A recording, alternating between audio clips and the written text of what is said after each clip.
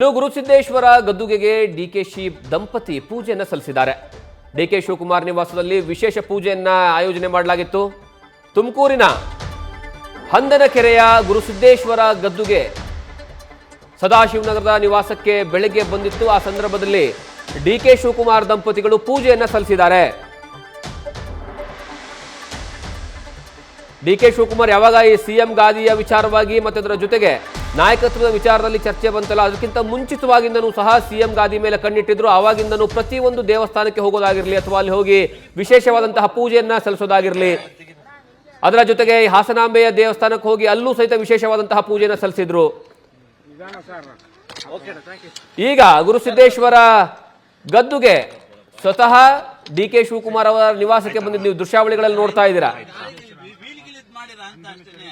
ಇದು ತುಮಕೂರಿನ ಹಂದನಕೆರೆಯ ಗುರುಸಿದ್ದೇಶ್ವರ ಗದ್ದುಗೆ.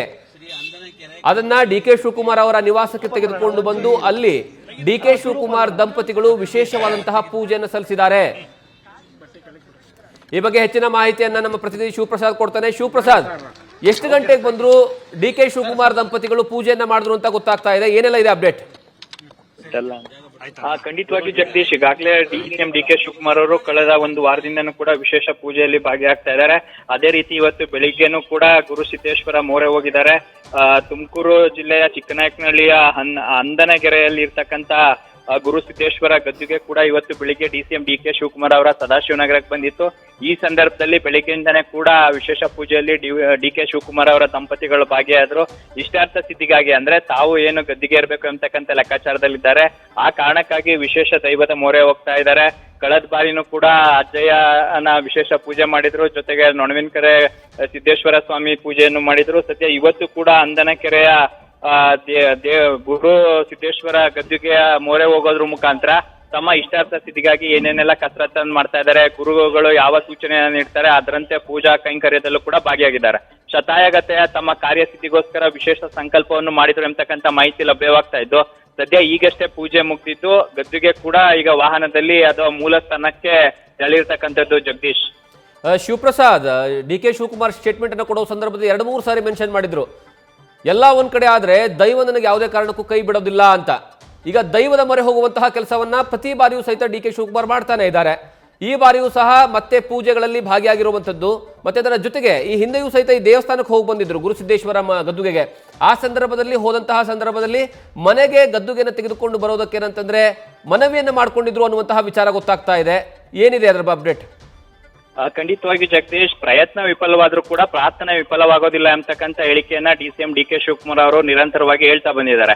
ಹಾಗಾಗಿ ಮನೆಗೆ ಗದ್ದುಗೆಯನ್ನ ತಂದು ಪೂಜೆ ಮಾಡಿದ್ರೆ ಇಷ್ಟಾರ್ಥಗಳು ಫಲ ನೀಡ್ತವೆ, ಸಿದ್ಧಿ ಆಗುತ್ತೆ ಅಂತಕ್ಕಂಥ ಪ್ರತೀತಿ ಇರೋದ್ರಿಂದ ಅವರು ಹಂದನಕೆರೆಗೆ ಹೋಗಿದ್ದಂತ ಸಂದರ್ಭದಲ್ಲೂ ಕೂಡ ವಿಶೇಷ ಪ್ರಾರ್ಥನೆಯನ್ನ ಸಲ್ಲಿಸಿ ಬಂದಿದ್ರು. ಅಲ್ಲಿರ್ತಕ್ಕಂಥ ಗುರುಗಳಿಗೂ ಕೂಡ ಮನವಿಯನ್ನ ಮಾಡಿದ್ರು, ಗದ್ದಿಗೆ ಜೊತೆಗೆ ನಮ್ಮ ಮನೆಗೆ ಬರ್ಬೇಕು ಅಂತಕ್ಕಂಥ ಮನವಿಯನ್ನ ಮಾಡಿದ್ರು. ಈ ಸಂದರ್ಭ ಸೂಕ್ತವಾಗಿರೋದ್ರಿಂದ, ಅಂದ್ರೆ ಕಾರ್ಯಸಿದ್ಧಿ ಒಂದು, ಇನ್ನೊಂದು ಅವರು ಹೋಗಿ ಸಂಕಲ್ಪ ಮಾಡಿದ್ರಿಂದ ಈಗಷ್ಟೇ ಬಂದು ಮನೆಯಲ್ಲಿ ವಿಶೇಷ ಪೂಜೆಯನ್ನ ನೆರವೇರಿಸಿದ್ದಾರೆ.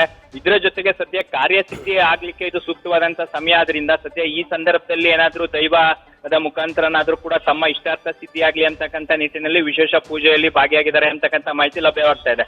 ಹಾಗಾಗಿ ಕಳೆದ ವಾರನೂ ಕೂಡ ಪೂಜಾ ಕಾಂಕರ್ಯದಲ್ಲಿ ಭಾಗಿಯಾಗಿದ್ರು, ಇವತ್ತು ಕೂಡ ಪೂಜೆಯಲ್ಲಿ ನಿರತರಾಗಿದ್ದು ಸದ್ಯ ಈ ಫಲ, ಅಂದ್ರೆ ಈ ಪೂಜೆ ಎಷ್ಟರ ಮಟ್ಟಿಗೆ ಫಲಿಸುತ್ತೆ, ಡಿಕೆ ಶಿವಕುಮಾರ್ ಅವರ ಮಹತ್ವಾಕಾಂಕ್ಷೆಯ ಹುದ್ದೆ ಒಲಿದು ಬರುತ್ತಾ, ಸದ್ಯ ಈಗ ಪಕ್ಷದಿಂದನೂ ಕೂಡ ಬೆಂಬಲ ಸಿಗೋದ್ರ ಜೊತೆಗೆ ದೈವದಿಂದನೂ ಕೂಡ, ಅಂದ್ರೆ ಅವರ ಪ್ರಾರ್ಥನೆಗೆ ತಕ್ಕ ಫಲ ಸಿಗುತ್ತಾ, ಅವರ ಇಷ್ಟಾರ್ಥ ಸಿದ್ಧಿಗೆ ದೈವಾನುಗ್ರಹ ಎಷ್ಟರ ಮಟ್ಟಿಗೆ ಸಹಕಾರಿಯಾಗಲಿದೆ ಎಂಬುದನ್ನು ಕೂಡ ಈಗ ಕಾದ್ ನೋಡ್ಬೇಕಾಗಿದೆ. ಜಗದೀಶ್, ಶಿವಪ್ರಸಾದ್ ಲೈನಲ್ಲೇ ಇರಿ, ಮತ್ತಷ್ಟು ಮಾಹಿತಿಯನ್ನು ನಿಮ್ಮಿಂದ ಪಡ್ಕೊಳ್ತೀನಿ.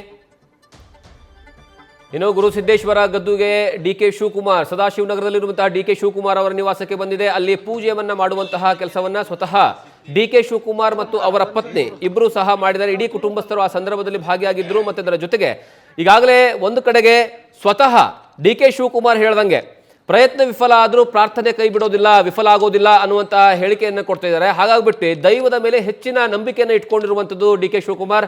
ಆ ಕಾರಣಕ್ಕಾಗಿ ಪ್ರತಿ ಬಾರಿಯೂ ಸಹ ನೀವು ಇತ್ತೀಚೆಗೆ ಅಬ್ಸರ್ವ್ ಮಾಡಿದ ಹಾಗೆ ಒಂದು ಕಡೆಗೆ ಕೇರಳದಲ್ಲಿ ಹೋಗ್ಬಿಟ್ಟು ವಿಶೇಷವಾದಂತಹ ಪೂಜೆಯನ್ನು ಸಲ್ಲಿಸ್ತಾರೆ, ಅದಾದ ಮೇಲೆ ತಮಿಳುನಾಡಿಗೆ ಹೋಗ್ತಾರೆ, ತಮಿಳುನಾಡಲ್ಲೂ ವಿಶೇಷವಾದಂತಹ ಪೂಜೆಯನ್ನು ಸಲ್ಲಿಸ್ತಾರೆ, ಅದಾದ ಮೇಲೆ ಕರ್ನಾಟಕದಲ್ಲಿರುವಂತಹ ಪ್ರಮುಖ ಶಕ್ತಿ ಪೀಠಗಳೇನಿದ್ದಾವೆ ಬಹುತೇಕ ಎಲ್ಲಾ ಕಡೆನೂ ಸಹ ಹೋಗಿದ್ರು. ಅದರಲ್ಲೂ ಸ್ಪೆಷಲಿ ಇತ್ತೀಚೆಗೆ ಹಾಸನದ ಹಾಸನಾಂಬೆಯ ದೇವಸ್ಥಾನದ ಬಾಗಿಲು ಓಪನ್ ಆದಂತಹ ಸಂದರ್ಭದಲ್ಲಿ ಸ್ವತಃ ದಂಪತಿ ಸಮೇತವಾಗಿ ಡಿ ಕೆ ಶಿವಕುಮಾರ್ ಕುಟುಂಬ ಹೋಗಿ ಅಲ್ಲಿ ಪೂಜೆಯನ್ನ ಮಾಡುವಂತಹ ಕೆಲಸವನ್ನ ಮಾಡಿದ್ರು. ಅಲ್ಲಿ ವಿಶೇಷ ಪೂಜೆಯನ್ನ ಮಾಡಿಸುವಂತಹ ಇಷ್ಟಾರ್ಥ ಸಿದ್ಧಿ ಏನಂದ್ರೆ ಪೂಜೆಯನ್ನ ಮಾಡಿಸುವಂತಹ ಕೆಲಸವನ್ನ ಮಾಡಿದ್ರು. ಅದಾದ ಮೇಲೆ ನೊಣವಿನಕೆರೆ ಅಂತೂ ಅವರ ಏನಂದ್ರೆ ಪ್ರತಿ ಬಾರಿಯೂ ಸಹಿತ ಹೋಗ್ತಾ ಇರ್ತಾರೆ. ಅಲ್ಲಿ ನೊಣವಿನಕೆರೆ ಅಜ್ಜಯ್ಯ ಅವರು ಹೇಳುವಂತಹ ಮಾತನ್ನ ಚಾಚು ತಪ್ಪದೆ ಪಾಲಿಸ್ತಾರೆ. ಅದರ ಜೊತೆಗೆ ಇವತ್ತು ಗುರುಸಿದ್ದೇಶ್ವರ ಗದ್ದುಗೆ ಅವರ ಮನೆಗೆ ಬಂದಿರುವಂತಹ ಕಾರಣಕ್ಕಾಗಿ ಹಿಂದೆಯೂ ಸಹ ಅವರು ಯಾವಾಗ ಈ ದೇವಸ್ಥಾನಕ್ಕೆ ಹೋಗಿರ್ತಾರಲ್ಲ ಆ ಸಂದರ್ಭದಲ್ಲಿ ನಮ್ಮ ಮನೆಗೆ ಗದ್ದುಗೆನ ತೆಗೆದುಕೊಂಡು ಬರಬೇಕು ಅಂತ ಮನವಿಯನ್ನ ಮಾಡಿದ್ರು.